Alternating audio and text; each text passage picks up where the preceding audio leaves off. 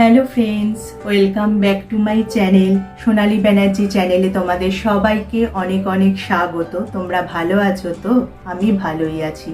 আজকে যে আনাজের ব্যাপারে তোমাদের বলবো, সেই আনাজ কিন্তু ছাড়া আমাদের মাছ মাংস রান্না করা প্রায় দুষ্কর।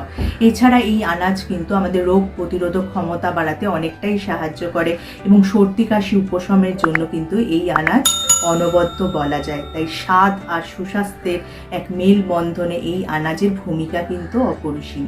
এই আনাজ হলো রসুন। এই রসুন কিন্তু আমাদের নানান কাজে ব্যবহৃত হয়ে থাকে, কিন্তু তাড়াহুড়োর সময় যখন রসুনের খোসা ছাড়াতে হয় তখন আমাদের মাথা খারাপ লাগে, আমরা বুঝতে পারি না যে কি করব, কারণ এই রসুনের খোসা ছাড়াতে কিন্তু অনেক সময় ব্যয় হয়। তাই আজকে আমি তোমাদের সাথে 3টি কৌশল শেয়ার করব।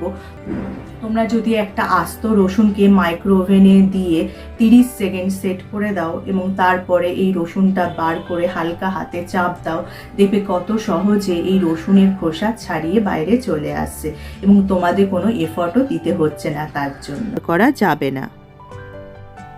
তৃতীয় পদ্ধতি হলো ঝাঁকিয়ে নেওয়া।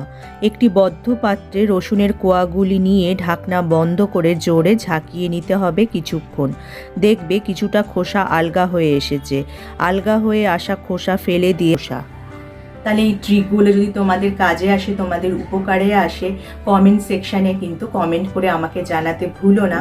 আর যারা আমার এই চ্যানেলটা প্রথম দেখছো, চ্যানেলটাকে অবশ্যই সাবস্ক্রাইব করে নিও এরকম উপযোগী ভিডিও আরও দেখার জন্য, এবং তার পাশে যে বেল আইকনটা আছে ওটা প্রেস করে অন করে দিও, যার ফলে যখনই আমি ভিডিও আপলোড করব নোটিফিকেশান তোমাদের কাছে চলে যাবে এবং তোমাদের চেনা পরিচিত আত্মীয় স্বজন বন্ধু বান্ধব সবার মধ্যে ভিডিওটা শেয়ার করে দিতে পারো।